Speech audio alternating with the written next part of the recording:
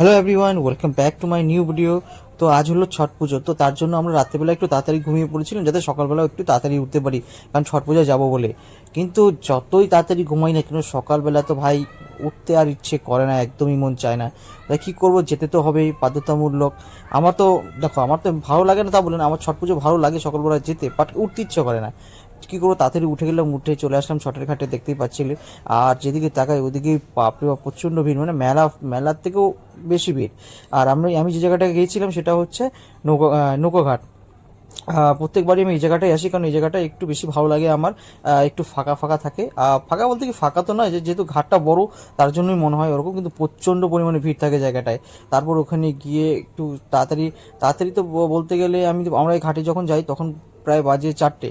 তো 4:30টার মতো বেজে যায় আমাদের পৌঁছাতে।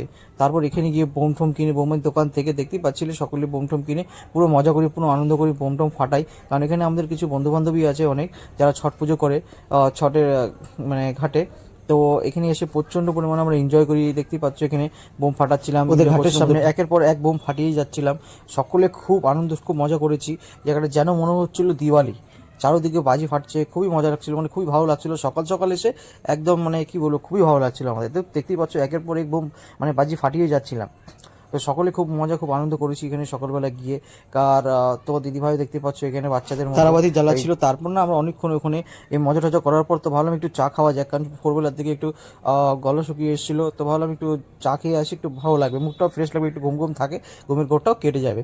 তো চলে গেলাম চা খেতে চার দোকানে। আর ওখানে স্টলের মতো ছোট ছোট চার দোকানের মানে কমই তো নেই, কারণ ওখানে যেদিকেই তাকাবে ওদিকেই ছোট ছোট স্টল দেখতে পাবে। আর এসব জায়গায় ওরকম স্টল থাকা দরকারি, মানে প্রয়োজনীয়। কারণ সকালবেলা দেখতেই পাচ্ছ সকাল হয়ে এসছে। তারপর আমরা আরেকটা স্টলে গিয়ে পাশে দেখি ঘুগনি বন এসব বিক্রি হচ্ছিল। তো ভাবলাম একটু ঘুগনি বনও খাওয়া যাক, হালকা হালকা খিদেও পেয়ে যায়, কারণ অত সকালবেলা আসার পর। তো ওটাও খেয়ে নিলাম একটু, ঠিক আছে। তার মধ্যে এমনি আমি খেতে খুব ভালোবাসি। তারপর চা ফা খাবার পর আমরা চলে আসলাম আমাদের সোজা ঘাটে, মানে যেখানে আমরা এসছি আর কি। তো সকলকে দেখছি, মানে আমার বন্ধুদের মা দিদি সকলেই পুজো করছে এখানে। দেখতেই পাচ্ছ ঘাটে খুব কষ্টকর জিনিসটা, ওরা যে পুজোটা করে, ছট পুজো অত সহজ নয়, যারা করে তারা জানে খুব কষ্টকর জিনিসটা। তো দেখতেই পাচ্ছিলে ছট পুজো সকলে মানে সকালবেলা নদীতে নেমে যতক্ষণ সূর্য না উঠবে, সকলেই জানে ব্যাপারটা। তো তারপর ওখান থেকে আমরা ভোরে এসে, যেহেতু সূর্য উঠে গেছে, তো আমরা ওখানে বেশিক্ষণ না থেকে তাড়াতাড়ি বেরোনোর চেষ্টা করছি। সকলে দেখি এখন ঘাট ছাড়ছে, ঠিক আছে, সূর্য উঠে গেছে। আর তাড়াতাড়ি যদি না বাড়াই, কারণ ফেসে যাবো, কারণ যা জাম লাগে বেরোনো যায় না। দেখতেই পাচ্ছ এখানে ভিড় প্রচণ্ড জমে গেছে। তারপর আমি সোজা চলে আসি ওখান থেকে গাড়ির ওখানে, কারণ গাড়িটা আমি বুদ্ধি করে বাইরে রেখেছিলাম, ভিতরে নিয়ে যাইনি। কারণ ভিতরে যদি রাখতাম তাহলে আমি এত তাড়াতাড়ি বেরোতে পারতাম না। তাও এখানে যে মানে গাড়িগুলো বেরোচ্ছে তাদের পিছনেই ছিলাম আমরা, যেহেতু আমরা স্কুটি নিয়ে আসি, তার জন্য আমাদের সুবিধা হয়েছে।